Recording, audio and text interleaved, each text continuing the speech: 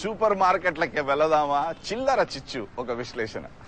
చిల్లర వర్తక వ్యాపారంలో సూపర్ మార్కెట్లను తెరిచేందుకు కేంద్ర సర్కారు రీటైల్ గేట్లు ఎత్తేసింది. నిన్న డీజిల్ బాంబు, గ్యాస్ సిలిండర్ పేల్చగా తాజాగా విదేశీ పెట్టుబడులకు సర్కారు రెడ్ కార్పెట్ పరిచింది. దేశ ఆర్థిక పరిస్థితిని చక్కబెట్టాలంటే కఠిన నిర్ణయాలు తప్పవన్న సంకేతాలు పంపింది. ఇప్పటి వరకు విదేశీ ప్రత్యక్ష పెట్టుబడులకు కిటికీలు తెరిచిన సర్కారు తాజాగా తలుపులే తెరిచింది. సింగిల్ బ్రాండ్ రీటైల్ రంగంలో ఏకంగా సెంచరీకి సిద్ధం కాగా మల్టీ బ్రాండ్ రీటైల్ రంగంలో 51 పరుగులతో బ్యాటింగ్ మొదలెట్టింది. దేశ ఆర్థిక పరిస్థితిని సంక్షోభం నుంచి గట్టెక్కించేందుకు కేంద్ర కేబినెట్ కీలక నిర్ణయాలు తీసుకుంది. Is on the FDI in multi-brand retail trading. We have an Indian imprint, an Indian signature to this policy. A minimum investment has to be $100 million. 50% of this investment has to be in the rural area for the creation of infrastructure. కొద్ది కాలంగా చిల్లర వర్తకంలో ఎఫ్డీఐల అంశాన్ని cold స్టోరేజీకి నెట్టిన సర్కారు ఇక తాడో పేడో తేల్చుకునేందుకు సిద్దమైంది.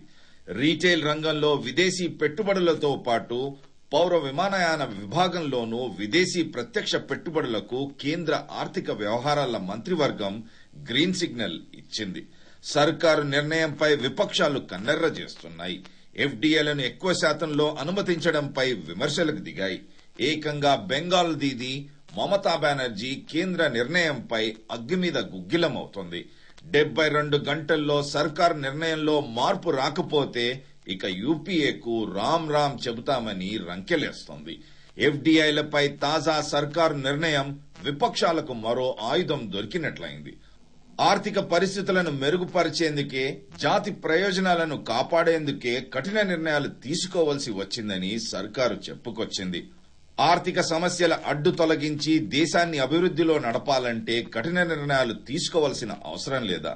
రెక్కలు తెగి ఎగరలేనంటున్న విమానయాన రంగానికి ఎఫ్డీఐ రెక్కలు తొడిగి ఎగిరేలా చేయాలనుకోవటం తప్ప. చిల్లర వర్తకంలోకి విదేశీ ప్రత్యక్ష పెట్టుబడులను అనుమతించడం ద్వారా పరోక్షంగా ఉపాధి అవకాశాలు, మెరుగైన సౌకర్యాలు, మౌలిక సదుపాయాలు అందుబాటులోకి రావా? చిల్లర చిచ్చు. ఇది ఈరోజు న్యూస్.